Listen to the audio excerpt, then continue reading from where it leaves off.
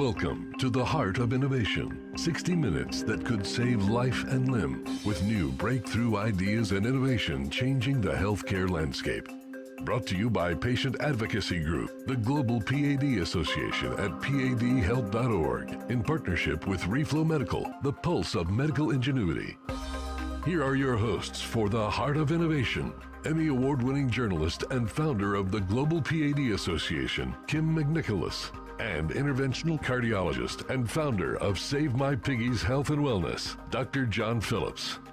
Hi, everyone, and welcome to the show. I am really excited about this episode because we have someone who is truly near and dear to my heart. We have Alexandra Calingo, who is here with us to talk about a major gap still in our healthcare system, something called empathy. And she is going to share her personal experience with her dad, who had a terrible experience inside the healthcare system in his final days, and Alexandra Calingo's call for an increase in empathy in our healthcare system based on their experience. She currently is with the American College of Healthcare Executives that's based in Chicago, and that's where she plays a pivotal role in actually shaping healthcare executives' careers through curating education programs that promote sustainability, best practices, and highlight that all leaders have something to share. And we're going to find out how she is, incorporating her experience with her own family members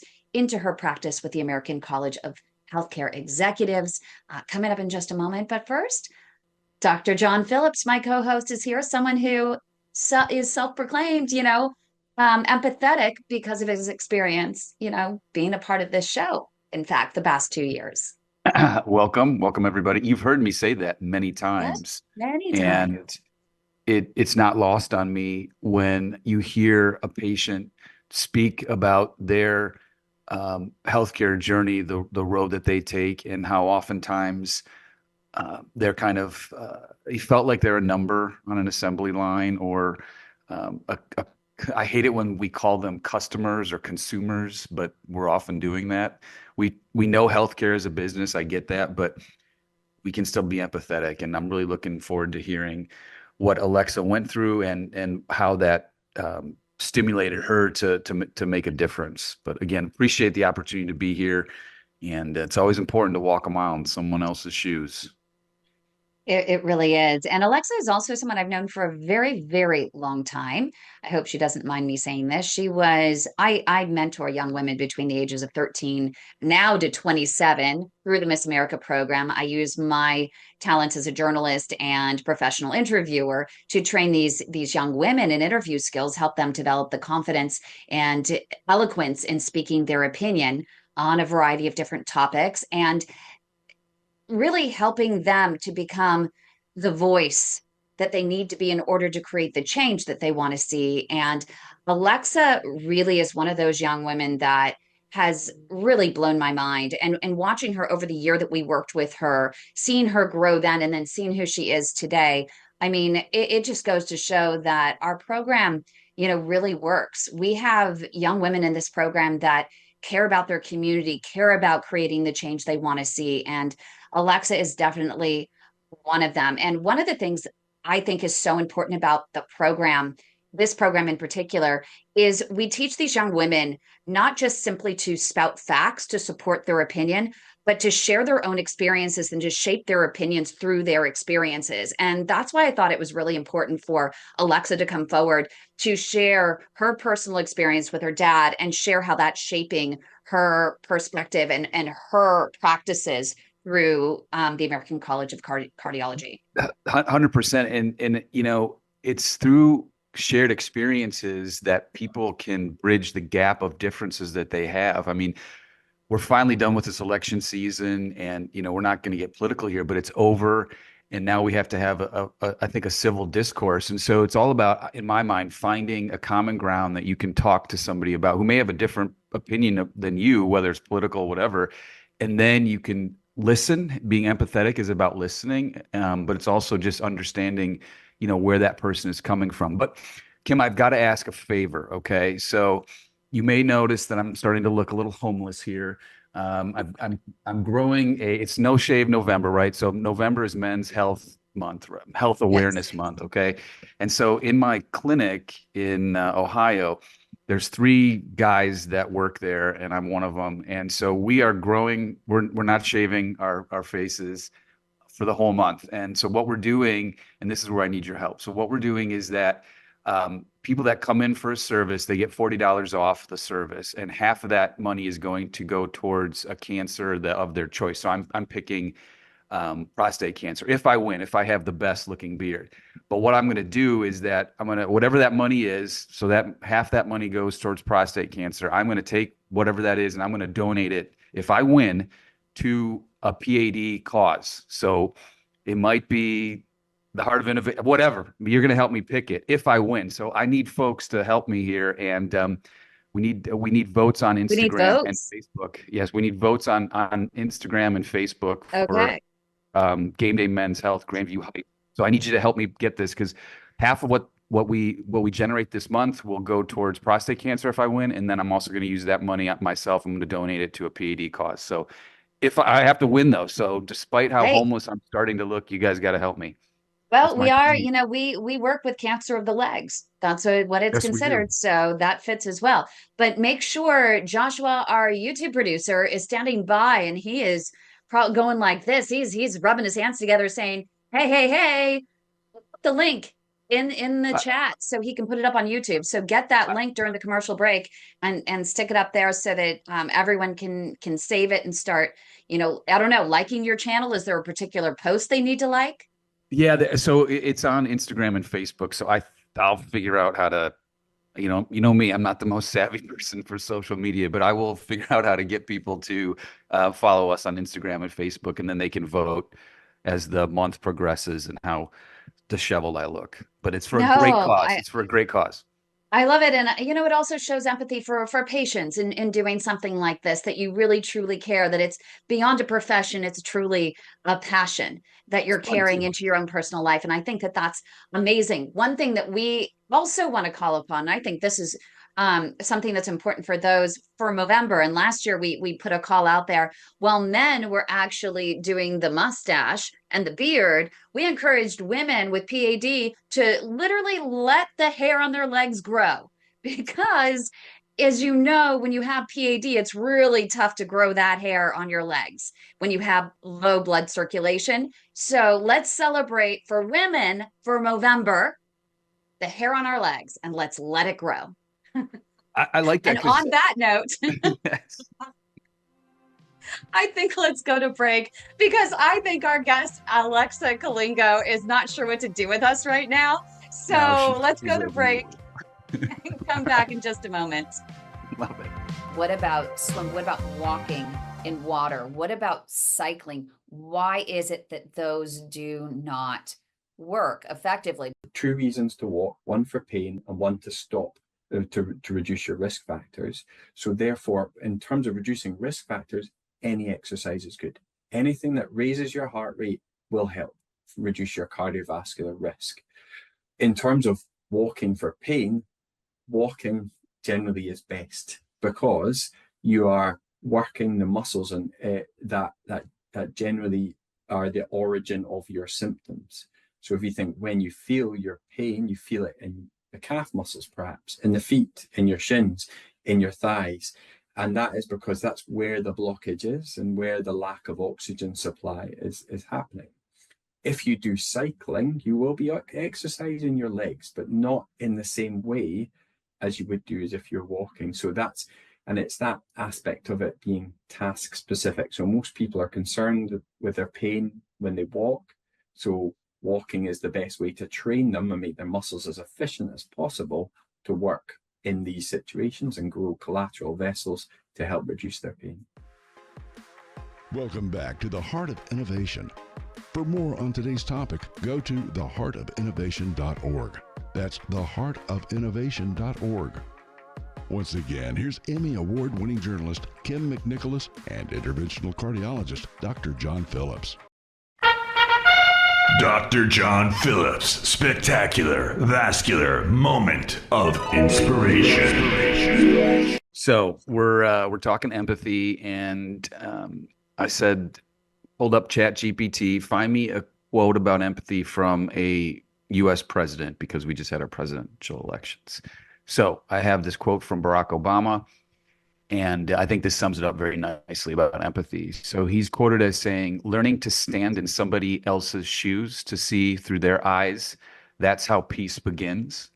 And it's up to you to make that happen. Empathy is a quality of character that can change the world. Mic I drop. think, I think that point taken, enough said. Great way to bring in Alexa Calingo. She is going to be sharing her experience with us. She is currently with the American College of Healthcare Executives that's based in Chicago. But we are first going to introduce and say hello to Alexa. And before we get into what you do, I want to talk about who you are and your experience that shaped your views on empathy in healthcare. So welcome, welcome, welcome, Alex. I can call you Alex. Yes, you can call me Alex. So let's go back a little bit in your journey. Have you always been in healthcare? And even when you had your experience with your father, and we're going to get into that story in a moment, were you in healthcare when you had that experience, and maybe you were shocked by the experience you had because you're like, this is not what healthcare is supposed to be about? So at the time it was it was a tough experience because I kind of boomeranged and am now healthcare adjacent, I would say. So you know me from my previous life where I was in medical school, and unfortunately I did have to stop that journey, but I did pursue my MBA in healthcare management, and I stopped it because of financial issues. But it's okay because I found myself using the skills that I did learn in medical school to understand working jobs where I used my healthcare MBA. So at the time, I was working with health tech startups. So I was still in the healthcare industry a bit. And when my dad went what he went through, so to a too long didn't read version, my dad fell ill with COVID in 2021. And he was already immunocompromised because he had had a kidney transplant in 2018. So he had to be very careful. And it was just one of those situations. And I also understand from the hospital perspective that they were already burnt out with the pandemic that was going on. People were underworked or overworked, understaffed. And so I do think of it in that lens of like, I know that they were tired, but um, with my family's experience, and I know it's not anything special or unique, it just felt that doctors are, physicians are taught to really take care of their patients and serve their patients. And it was in a moment like this where the physician just said, it doesn't look good, looked at us, shrugged, and walked out of the room. And my family was just like, okay. Yeah, what does that mean? What do Yeah. we do So, with and this she, like they information? they had left without letting us ask questions or asking if we had any questions. And so it was a weird experience because like as someone who had previously in med school, you're always taught to communicate with your patients, ask them if they don't understand, explain it in a certain way to help them understand what's going on. And so to have that physician just not answer our questions, leave us uncertain of what was going to happen wasn't a great experience. But I will say I am very happy that there was another attending physician who kind of saw what had happened. And this physician actually took the time, gave me his cell phone number, like said, let me know if you have any questions. He would text me updates and how kind of make it, and he would text it in a way that I could explain it to my mom and my siblings and my aunts and uncles so they could understand, not just using medical terminology. So it was nice that there was someone else helping in that situation, but the initial like doesn't look good kind of really angered me because I know that's not what that's not what physicians or anyone in the healthcare world should be taught when not handling, but when working with patients and their families. It's interesting the way you're making it sound is that that was just one quick moment in time, one physician and another one came in, riding on a white horse. But obviously, that really wasn't necessarily the case because it's something that is carried with you now years down the road, where I happen to see you post on LinkedIn that this was something that really has impacted you and your family to the point that you're speaking out publicly about it. Yes. And I think because it just boils down to people need to be empathetic. And something I think about often is when you're in school, like even in grade school, you learn subjects like math, science, reading, writing, and then you eventually enter the workforce where you write your resume, things like that, and you look at job descriptions. And when you see job descriptions and they list qualifications, they list like experience with programming tools. They look to see if you've led teams for X many years. And I say those qualifications are very valuable and very valid, but sometimes they don't look, I feel like a lot of the time they don't focus on the humanistic side of things, whereas like, are you someone who is empathetic? Because a lot of the times for roles in healthcare and also in other industries, to be empathetic or to be a good leader or even to be a good teammate, you need to know how to communicate with your team. And one of the things that stems from that is having empathy. And so that's where I think a lot of it gets lost in the mix.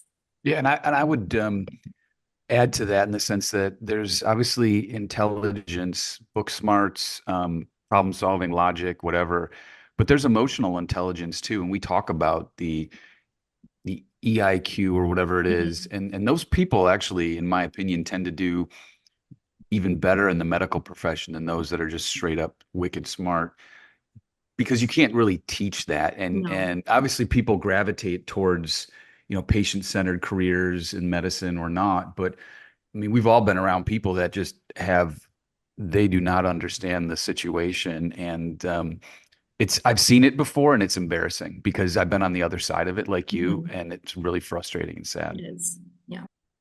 I want to share, my experience with my mom, and I put it out there that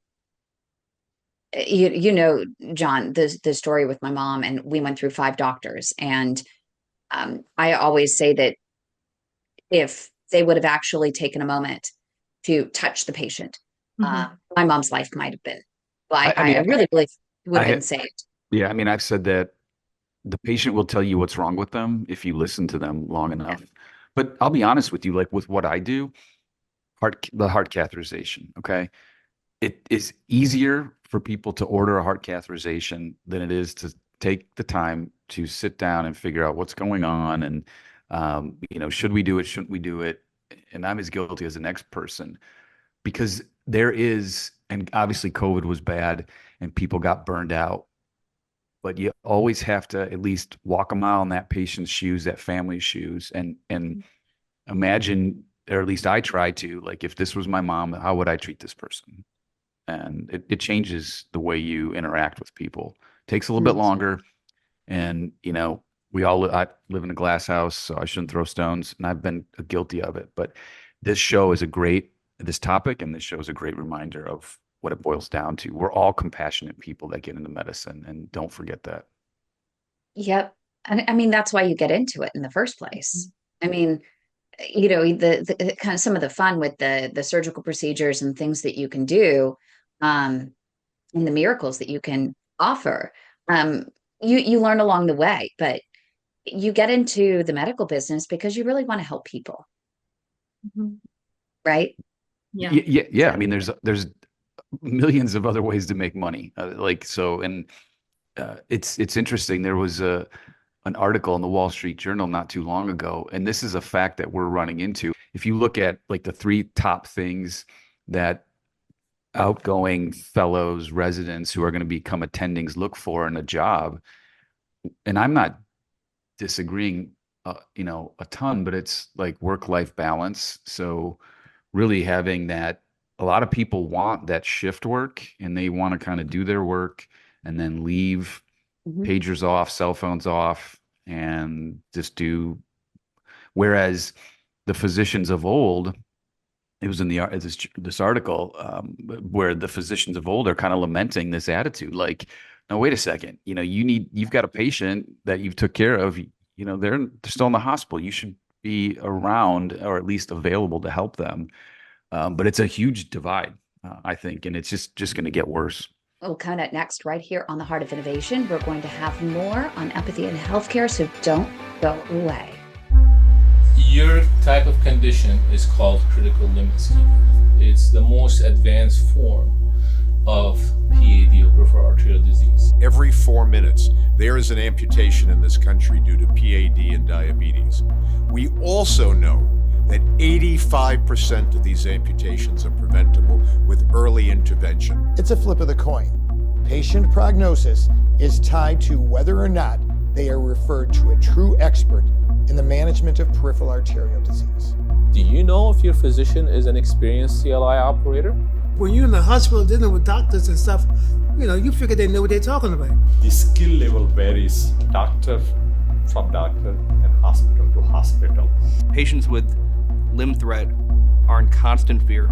The depression that someone experiences after they lose a limb is equivalent to those of losing their spouse of 40 years. I was stuck in a wheelchair close to 2 years and my husband had to quit work. I didn't know what to do at this point because we had nothing but infections and hospital stays and infections and hospital stays. And they took one toe, another toe, and then it was another toe, and then half his foot before he was even diagnosed with PAD. And all I heard was, "What are we doing here? Just cut it off." And I pulled the curtain back like, "Are you kidding me?" Do you really want to go through all that? That's crazy. That's insane. The protocol is to send them to amputation. Always, always, always get multiple opinions. We do have options. We need to listen more to our patients. If you're going to chop off their leg anyway, why not just let someone else try? This is the progression. First comes the wounds, and then comes an amputation. And I wasn't going to accept that. So that's what it's like to try to save a leg.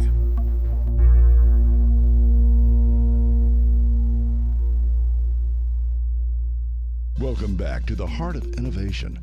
For more on today's topic, go to theheartofinnovation.org. That's theheartofinnovation.org. Once again, here's Emmy Award-winning journalist Kim McNicholas and interventional cardiologist Dr. John Phillips. Welcome back, everybody. Thanks for joining us on this beautiful fall Saturday in Columbus, Ohio, and on the West Coast. So, Alexa, I want to dive into this. Why empathy? Like, what is why is your focus on empathy as opposed to, again, it's the American Association of Healthcare Executives, or I may have not gotten the term right, but like, there's so much more to medicine than being empathetic, and it's a business. But and I know the experience that you had with your family and your dad kind of carved that for you, but can you just share a little bit with me, like, why empathy? Of course. So we learn that empathy is considered a soft skill, or one of those soft skills that's not really taught in school or as a subject in school. But when you look at it as a whole, I'd like to see that empathy is pretty complex, because practicing it, you need to be actively listening to your team, people around you, without judging. So you are there, you're all ears, listening and figuring out, like, reading between the lines, like what they're saying, but also kind of figuring out what are they really saying, And that also includes, with being empathetic, you need to be observing those nonverbal cues, I mean. So how is their body language? Are they standing off like this while they're explaining something to you? Are they tapping because they don't want to be there or something? And another thing with being empathetic, like, you are just really regulating your own thoughts and emotions as you're listening to someone else. And so for something that's a soft skill, I feel like those are so many steps that you really need to take in consideration when you're like a healthcare executive or a healthcare leader. And so does that I can go on and on and on, but No, no, I think I like, but those are can some of you, the top things to think about. can So you take, let's say I am the most unempathetic person out there. Can you teach me how to be empathetic? it was not going to be one of those 45-minute conversations because it does take time because I recognize also based on my experience growing up, people have always like teachers have always told me, you're so empathetic, you're so empathetic. And I used to always ask, what does that mean? Because I didn't quite understand. But so empathy maybe is a learned type of behavior, I would say. And you can definitely work on it. And there's some things that like I have taught some of the people that I work with how they can strengthen their empathetic skills. One is just really one simple way actually is something that I always start with is telling them to read fiction. Because when you're, of course, you're around like news articles, journal articles all the time, those are all based on facts. But when you're reading fiction, you're entering a character's, like you're entering their thoughts and their feelings. So you're trying to learn something from a different point of view that's not your own. So I feel like that's an easy starting point is telling them to read something that's like non-medical, something fiction, read a young adult novel or something, read The Hunger Games, read like Harry Potter, something that's something totally fiction. That's interesting because you would think that, logic would lead you to say, why don't you read the story of one of your patients? But I see where you're coming from in that if I'm someone in medical, I can't help but put my medical hat on when I'm reading that and still see patients in the same way that I saw them before. So actually going into a fictional realm gives you the better chance of, putting down the walls and that Yes. resistance that you didn't even know existed and enter into this new realm with a different hat. That makes sense. Yeah. That really does. What do you Yeah. think, Dr. John? I think yeah, I think that actually, I think there's a new show on TV. I haven't seen it, but it's a medical-based show where a physician can somehow get in the head of his patients Oh, I saw and kind of that. see it through their lens. But you have to be like, so there are examples, many examples that I've had where we are going to see a patient in consultation and they have a disease that has not been told to them. And we bring it up to the forefront for the first time when the other physicians that are taking care of them probably should have done this, but they haven't. That is one opportunity where we don't communicate well enough in the healthcare profession based on someone in the hospital, subspecialties, things of that nature, where empathy definitely needs to be highlighted. I think that the experiences, there's always one experience when I'm talking to doctors that are truly empathetic. There is one experience that just literally knocked them out of that myopic track.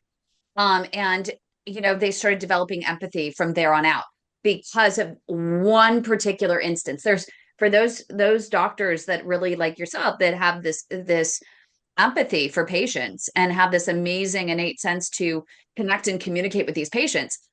There's always that one story, one patient, like Craig Walker. He's a cardiologist out of Louisiana. He shares this patient that was brushed off. And she comes in there and is like, hey, they want to take my legs. You want to give me one more chance, doc? I want to dance. So he's like, okay, well, if you're going to lose your legs anyway, I'm going to give it a chance. And 6 months later, she comes back after he opened up her legs and she starts dancing and she's like this. And so he got video of her dancing and he's like, that's the one patient I always go back to. And every single time I talk to a patient and I'm thinking no hope, I'm going to give them one more chance. I'm going to just do one more. And she is a good example of that. So anyway, so there is that one patient, right, that helps you to develop that empathy. And I'm sure you probably have one in the back of your mind right. now. But to Alexa's point, it doesn't happen overnight. Like it is learned, because to listen to somebody, actually to actively listen to somebody takes, like, you got to fire up the neurons here. And then to try to not judge somebody. I mean, we all have biases, and I get that, but you have to kind of just remember when I told, like, I remember it hit me, and I think I shared this, the whole blood. Remember when I discussed the touching the patient's blood and whatnot, and just kind of like, for me, it was just, okay, we're all kind of the same. We're made of the same parts. We've got the same blood kind of coursing through us. The iron that's in your blood, you can trace it back to the Big Bang, which is crazy, like billions of years ago. And so we're all kind of on this, circle, this sphere together. But I mean, that kind of hit me, where everybody's insides are pretty much the same. And so you just got to put those biases away. But it takes time and effort to not judge and to actively listen. And again, that's why doing this show is so important to somebody like me. So on that note, we've got to go to break. Stay with us.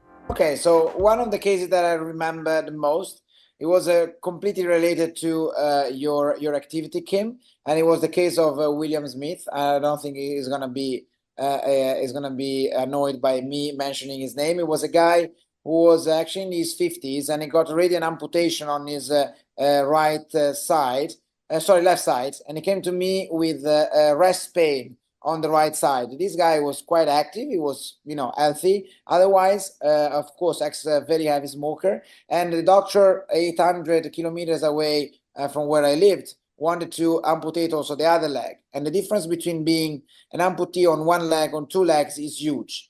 And this guy came to London without knowing me.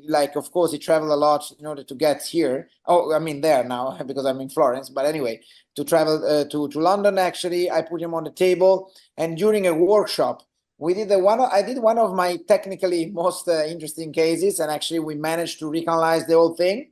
This was November 2019. So after 5 years, this man, after this kind of, let's say, a very complex intervention, has still his leg. He still walks on his leg. He doesn't have any more pain. And after 5 years, I can tell you that we saved the limb and we saved the life. And actually, I really want to thank Kim for that, because this was a very powerful human lesson. I remember William crying on the table because his leg became warm again. He said, I didn't feel that warm since years. And actually, this was very moving for me and for all the people who were present at the workshop. And, of course, there are a bunch of people on the other side that I couldn't treat, or we failed in treating, especially the ones who are the worst are the people who are young. Essentially, I remember one lady who had a very severe disease caused by acute limb ischemia. She didn't turn up to the hospital. I remember treating her and establishing a decent flow to a peroneal artery in the foot, and he was super happy. And she met my kids. She was super happy. And because the disease couldn't really be won completely, she was really dancing on the edge. Then at the end, she lost the leg. And by her losing the leg, it was like me losing mine also, because I felt really for her. And I could do nothing for her. And of course, there are like, for every let's say 20 stories or even more that you are able to, 20 problems you can really be able to solve. There's one that you can't. And if you're sympathetic with the patient, you don't sleep at night thinking about that. And actually, it's very frustrating sometimes, the disease is too bad or too advanced that you can do nothing for it. And yeah, there could be many, but the case of this lady 2 years ago who came to me, and she was doing she was driving a car. She was doing a special driving art. She was drifting with her back. She was very talented, and she couldn't do any more without her leg. So that really impressed me. But we need to cope with these situations every day in our life. So yeah. But I think it's important for everyone to hear, and especially the patients to hear, how you really do stick with the doctor.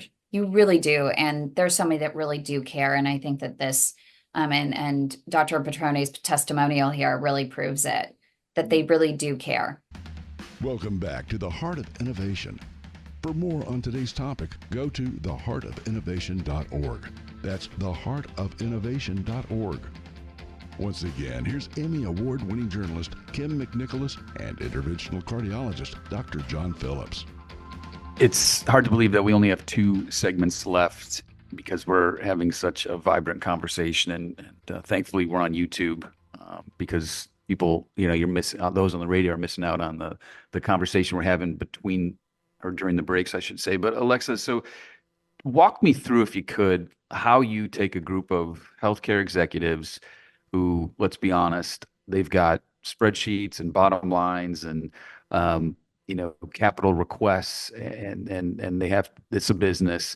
How do you get them to think a little bit differently, maybe, and say, well, it's not always about the volume and the throughput. It's providing the best care and doing what we can for our fellow humans. Yes, I know this is a tough one because a lot of the times healthcare executives are always only thinking about volume, though they might claim to be patient-centered care. And so something to think about from an outsider perspective is when you're looking for a hospital system or a hospital to take your family to or to go to, what do? You look them up online. You look at the reviews. So if a hospital is like all about volume, but they have not so great reviews, like I tell them no one's really want to go to you because people trust what other patients are experiencing and what they put online. Some other tips, I know, John, you had mentioned it, is to really look at palliative care and like hospice care too, because those are the end of life care facilities, and those people deal with some of the hardest things to do. So healthcare executives should take time to like shadow or talk to those care facility individuals who work at those care facilities. And something else that I also offer to healthcare executives is to shadow their physicians, like shadow them for a day, because oftentimes they're at the top and they don't know what's going on the floor. And they might be like, oh, I'm too busy to do that. Well, what do you think about the physicians and nurses who are doing that? So you really need to show that continuum of care, like in that leadership role. How does lack of empathy materialize or reveal its ugly head when it from the top? There's no empathy coming down from administration, down to the physicians, down to the clinicians, and then ultimately the negative impact on the patients. Mm-hmm. I think and lack of empathy can be seen in so many different ways, but one major way that is highly known is through burnout. And so burnout can definitely be characterized in various methods, whether it's like you are having extreme depersonalization, you have no motivation, you just have low self-accomplishment, you're emotionally exhausted. And emotionally exhausted is when you're at the point where you have no empathy. Like maybe that's the point where the first physician in my case was just like, okay, it looks bad. So that's where you are at that lack of empathy. And we're trying to avoid that from happening for any other healthcare executive or anyone who works in the healthcare setting. It's interesting that you see it really does come down to the top, from the top. And we do have Sam in our live studio audience who is rightly saying compassion fatigue is a real thing. And that's a really big concern. And as Alexa commented, when her father was sick during COVID, I mean, that's when the light of burnout really shone through. And I feel bad for the critical care, the frontline people that were taking care of these patients. Because, I mean, at times you're deciding, okay, I've got 3 people that need to be vented on mechanical. They need, to have someone breathe or a machine breathe for them. And I only have 2 machines. I mean, like that, I mean, I don't even know how you tackle that, but it's led to people leaving ICU care. I mean, I know nurses that it was too much for them and they left. And that's a problem too, Alexa. I would imagine we've talked about this on the show. Staffing is a problem. People and nurses and ancillary staff a lot of them would rather work in an outpatient setting than inpatient. It's less stress. It's less you don't have to have that empathetic hat on all the time like you do in someone in an ICU that's really sick and potentially, dying. And I think, how much of a role does appreciation and understanding actually lead to empathy? I feel I don't like I feel weird about using the word appreciation because I'm also stuck on you see those memes online of how the frontliners they're appreciated with a pizza party and they're like, we don't want this. So I see what you're doing. Yeah. I mean, Yeah. appreciation, but appreciation is very different, right? Yes. If you're truly empathetic, appreciation would look a lot different. I think that's Exactly. probably a better way to put it. So Yeah. how would it look? So appreciation and like in terms of empathy is like understanding where they're going through. Like if you see that I'm just drawing an example. If you see that as a healthcare executive, you see that your physician and the physician's team is struggling, you need to figure out, do we have resources to hire more nurses? Do we have resources to create more breaks? So it's about breaking up the workday in one sense, but it's really going back to the drawing board and seeing like, where can we make things better so that my team is better, so that my team will be serving their patients better, and so that the patients' families won't be stressed as much, and so they will also feel better in the situation. But what about even getting to the level where you have Dr. John here that goes to his administrator because there might be certain rules at the hospital that says you can or cannot do this. And he has a patient that's sitting in front of him that he knows so well. And he says, oh my gosh, I know I can save this person. I know it's not standard. I know it's going to take, an extra half hour in the cath lab. Please let me do this. And here's this, little number cruncher over here that's going, I don't think so. I mean, it needs to really get to that level because you have someone like Dr. John who is empathetic and he's not able to express that to his patient because of the number cruncher over here. Is there any way around that? Do you tell the executives to say, hey, you can, take a step back? That's such a sticky situation. It is a sticky situation. We don't run into, there's obviously someone comes in and they're an extremist and we do what we can. We'll do everything we can to help them. But there are, yeah, they watch your numbers and how much cost per case and things like that. And I'm thinking about my mom. So my mom's still here, thank goodness, but she had a emergency surgery in December, and at first they told her she would be recovering in the hospital for up to she had a laminectomy, a cervical laminectomy, and so they said she would be recovering like 4 to 5 days in the hospital. But after 3 days, they're like, okay, we're sending you home. And so I know it was an insurance situation, but I don't know if that's appropriate to say. So what often, and again, this is just my opinion, but what will happen is the smaller community hospitals on the weekend where they don't have the services that they often run like banks, honestly. And a Friday night when all these transfers come in from other St. Elsewhere's because a lot of times they just want to get rid of these patients who are kind of draining. They're taking up a bed. They're not really, and one of my attendings used to say that, I shouldn't laugh, but it's like, why is this person coming in here? And he would say, well, they must have a negative wallet biopsy. So meaning like just their insurance is out or no money, and they're coming into one of the universities where, you take everybody, and it's a difficult situation. Yeah. It's sad. But what we fight is right now, and I don't know if John has it as much as, let's say, some of the office-based labs, but there are a lot of doctors that are fighting right now for uh, um, just trying to get a patient the approval for a procedure. And we're seeing the denials and delays all the time. And it's because the insurance companies, I think it starts even with the insurance companies that are sitting there number crunching. And you can't say social healthcare is any better because they do even more number crunching than the folks here. And we see the denies and delays on both ends of the stick. There's no empathy in these numbers at all. It's not built into the system, in either system, social healthcare or this insurance-based healthcare. And I don't know how you change that. We will be back here on 8M 1220 KDOW. Please don't go anywhere.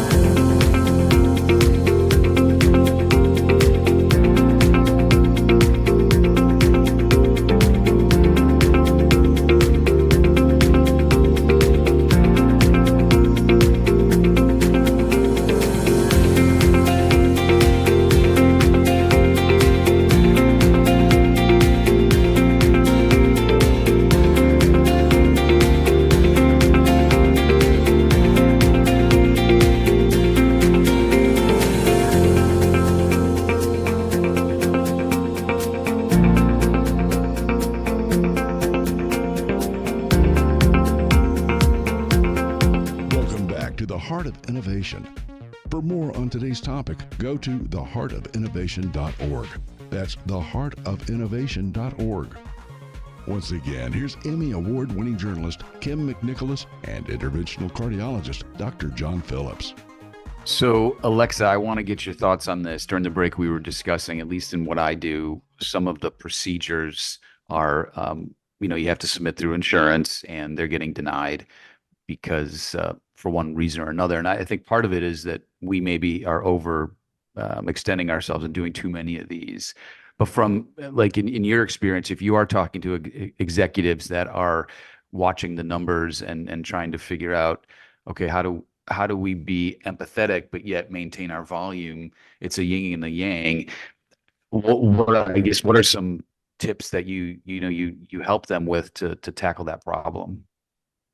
And I mentioned it's a sticky situation because like you said, you want to be able to help this patient, you want to be able to create assurance for their family, but you're worried about insurance, you're worried about hospital volume, and that's just something that it's really situational based. And I know that's such a crummy answer to have because every hospital system does run a little bit differently. They might have like general problems or general similarities, but like that's just a problem that I haven't solved. And if I solved it, man, like everything would be running smoothly, but I'm not there yet. So I actually don't have much to share with that.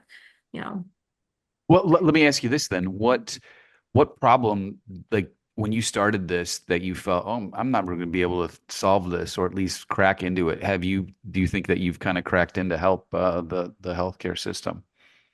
I feel that I'd like to think that I have helped people understand the significance of like being empathetic or the significance of steps towards empathy. So when situations, for instance, when patients pass away in a hospital system, I do encourage the hospitalists and the physicians to speak with the patients' families to understand, or just so that they know that like this thing that happened, it sucks, but like, is there anything that they could have done better to help before the passing? And so just little steps, I feel like they're little, but they're actually quite big. And they take a lot of guts to do, I would say. Oh, I totally agree. When my mom passed 2 weeks before, we were in with the cardiologist. He didn't even touch my mom, sat in his chair, didn't bother to really listen to her symptoms. And if he would have listened and just taken a stethoscope and put it on her abdomen where she was complaining, he might have discovered she had this aortic dissection. And after my mom died, I couldn't help but have this anxiety and this anger and everything towards him, and thinking, well, do I put a lawsuit? Do I file a complaint? So I ended up with a phone call from this doctor who actually apologized. He said, I wish I would have touched the patient. I wish I would have listened. Your mom might be alive today. And that meant the world to me. The compassion, the empathy is so important in healthcare. If you apologize, so it puts you as a physician, you can become very vulnerable if you apologize or admit, because no one wants to admit that they did anything wrong. But I know I've read that if you say like, hey, this is what happened, maybe we could have done things differently, that disarms a lot of the anger that patients or families have, patients have.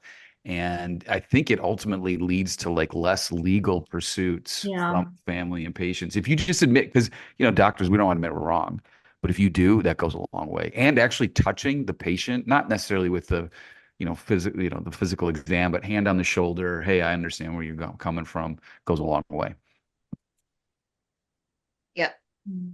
I was ready to go after them because I was in that moment of hurt. I'm sure, Alex, you were even saying about your dad, and even though someone did jump in, it still bothered you afterwards, and you were ready. Well, do I file a complaint against this original doctor? What do I do? We were thinking that for the longest time, and I think through like therapy and just even writing this article about it, like it just really like put me at peace. I'm not speaking for my sisters or my mom, because I know my mom is still hurting some years later, but we all remember the physician who really, like, I remember his name and everything. I'm like, do I email him, sending him an email or something? But I remember the one who just really came to bat for my family. So there are good ones out there. Yeah, no, there are good ones. And sometimes I don't like doing shows like this just because I don't like even the mainstream. We had articles from New York Times and ProPublica that came out there, and because of a few bad seeds, suddenly they want to create all these sweeping changes across, and suddenly every single doctor who's in this practice or doing, one thing, it suddenly becomes the stereotype that suddenly every doctor's doing things wrong, and suddenly every hospital's making the wrong decisions. But it's not the case. I really believe in my heart of hearts, and John, you would agree, like all those doctors that are Viva, that we were just at a conference last week in Las Vegas called Viva, and you had doctors from different practices that were there, different philosophies, different tools, different techniques across the board, but they were all coming together because they're passionate about the patient. I mean, it gives me so much hope in going to these types of conferences where I see not only the passion, but the compassion. When I go in there, and I have worked with doctors throughout the year remotely and sending patients their way, and I show up there and they give me a hug and ask me how Alan's doing or Douglas is doing or Marcia is doing. And I'm like, wow, you remember these people. You remember these human beings. They're more than patients. They're people. It means so much to me. And you see their passion on the podium, right? And the feeling of reward, right, Dr. John? When you're able to cross something and that no one else has been able to cross, and go that extra mile that no one has been able to go in your field. And you not only did it yourself, but you're able to not only inspire others to do the same, but you're able to teach them to do the same. That's huge. It is. And I think we as docs, or at least I do, I appreciate it when a patient is thankful, because it forces me to think about what it is that we are doing, not necessarily just me, but we are doing, and that it truly means something to them, as opposed to, because I used to say, it's just my job, that's just what my job. But for some, it is a job, but others, it's a true like vocation and a calling. And that's like we talked about. Is it is it shifting towards just a job, just shift work? And are we going to lose this compassion and empathy? But hopefully with people like Alexa out there continuing to, because it is a trickle down effect. And if you have a health system or hospital that is very pro, like EQ, or what is it, the emotional quotient or whatever, like really into that, I think they're going to do much better and create an environment where everyone is empathetic and, just working towards the common good, which is helping people. Yeah. And Heinz, go ahead and unmute. How do you separate empathy from sympathy? Oh, yeah. I mean, a doctor, as a doctor, Dr. Phillips, I'm sure you have some sympathy, but you can't really get too close to a patient, one over another. You have to separate a little bit from that. Empathy, from what I gathered from the show, was more so about listening better to the patient's side of the story, what they're getting to. So how do you separate those two? I mean, I try not to have, again, you have sympathy for a family member who's lost a loved one. I have that. And then I try to have empathy for the patient and, again, just put myself in their shoes. But it's very difficult because you don't want to be like pedantic or just like, it's a fine line because I don't want them to think that I'm feeling sorry for them or they're like, you have no idea what I'm going through. I remember a patient that he was having a STEMI, so a heart attack. Like he was sick. He was trying to die. And he had a wristband on so we go in through the artery in the wrist. He had a wristband on, and it was something that we had to cut off and to get access to his wrist. So we cut it off, and I asked him about it. And we saved his life, and he was sick. This was during COVID, actually, too. And I asked him about it. I said, what was that wristband? He's like, oh, it was actually something for my son. My son was murdered as an Ohio State student. And I thought, oh my God, this guy's lost his son. He almost died. And he was just very do what you got to do kind of mentality. And I thought, oh, that was just a bizarre situation in my mind. And it was hard to wrap my head around it. But ever since then, I've kind of been, man, there's a lot going on with these people, and I can't pretend to understand what they're going through and what got them to there. It's kind of like the same thing when someone honks and flips you off in the car. You're like, okay, I'm not sure what's going on with you, but I'm going to let it go type deal, because somebody might just be having a really bad day, and you might be judging them like Alexa told us not to do. All right, Alexa. We're all going to say, but Alexa says. We're not talking about Amazon Alexa. We're going to be like, this Alexa says. Human Alexa. Human Alexa on empathy. Oh my gosh. But I'm curious your thoughts on sympathy versus empathy. This is a really interesting discussion because it's so easy. I don't think that it benefits anyone to feel sorry for them. No, I just don't. Right? I don't think it benefits anyone. And it's funny because like very similar to what like John was saying, like empathy and sympathy are different. I view empathy as being, it's like showing that you are compassionate and understanding of their emotional experiences. Sympathy, and it's going to sound so bad, but sympathy is like, oh, I have pity for you, or like, I feel concern over you.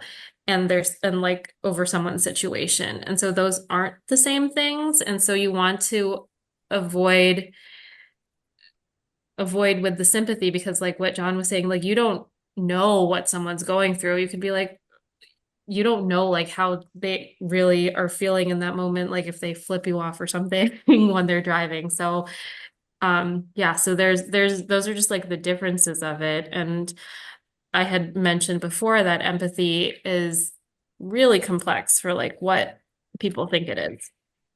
And empathy, I think from what I'm hearing you saying, empathy is empowering, sympathy is disempowering. Yeah. That's a good simple way. Yeah. And the difference being is that in sympathy, there's this separation, there's this wall up. I feel like I feel sorry for you and not worth even, giving you the time of day versus empathy is saying, oh, wow, you have this going on. And I am going to take a moment and express an understanding that you are going through something.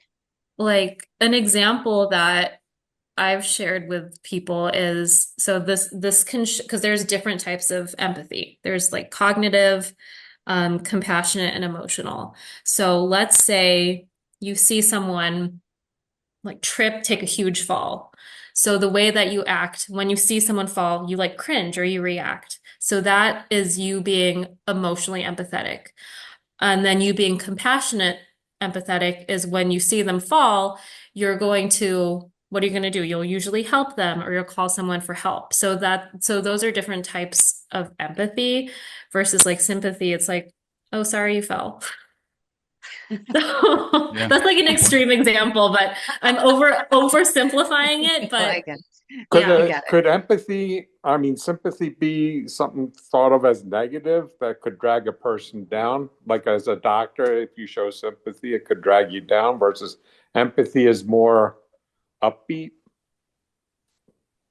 Yeah, that's a good simplification of it. Because empathy isn't always going to be upbeat.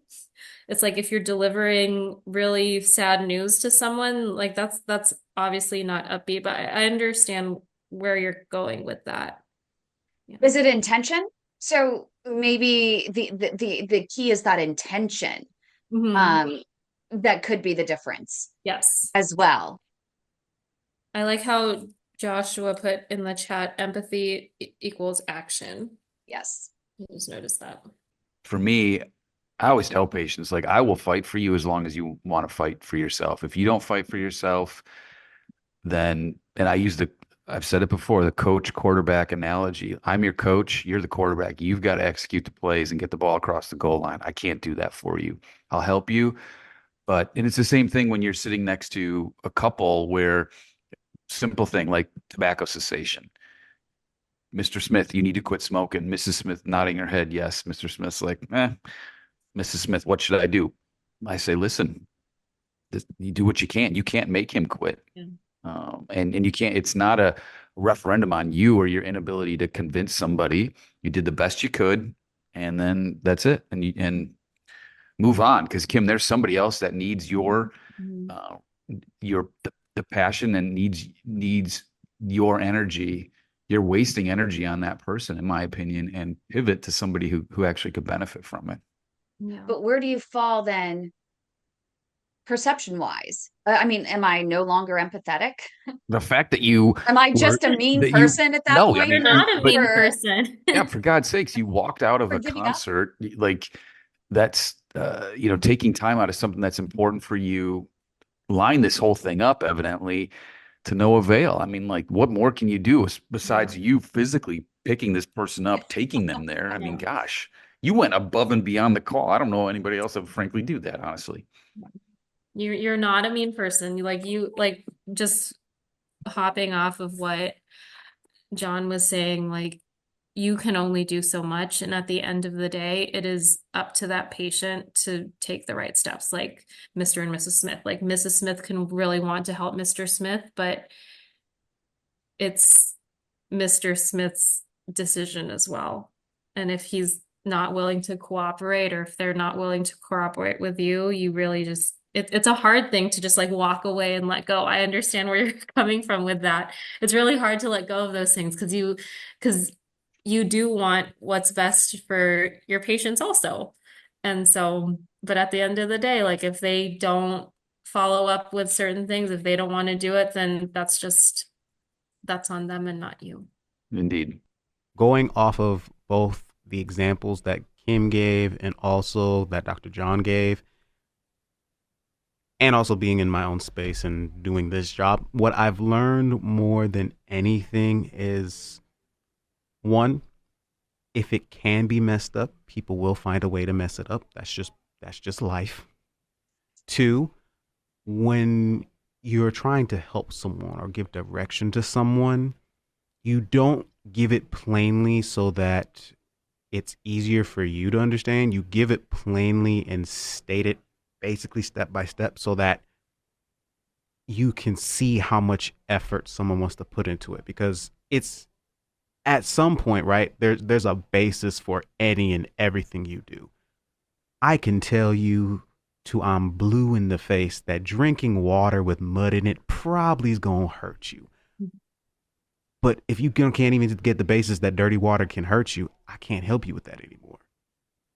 So when you go and you're talking with people or you're helping people or you're doing anything that has to deal with interactions with someone, you have to just give them a level of, hey, I don't think you don't understand this. I'm not even saying you don't understand it. I'm saying it plainly like this so that if it comes up or something happens to where it comes awry and you can't do this basics, you need to understand that you will not get this help that you're looking for.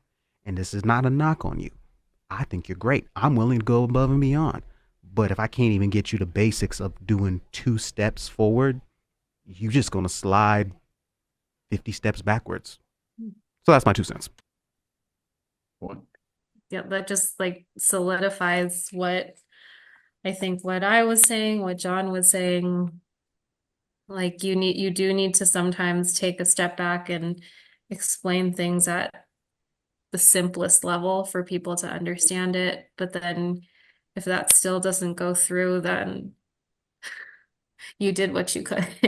Yeah, but then do you shift then? I feel like I then shift from empathy to sympathy. And I don't want to, but it's like I can't help in that moment. The way you feel and the emphasis that you feel is what I like to call, and this is not my own terminology. If you want to write a book to it, I'd love it. But it's what I call names versus groups. And the idea behind that is when you care for people, or when anyone cares for folks in general, they generally care for the person. So it tends to be more intimate, whether it's name bases or connections, whatever the case is, they know that person on the individual.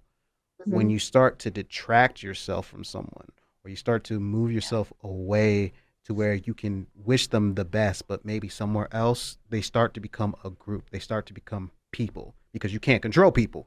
You can only do so much, but people are going to do or move the way they want to.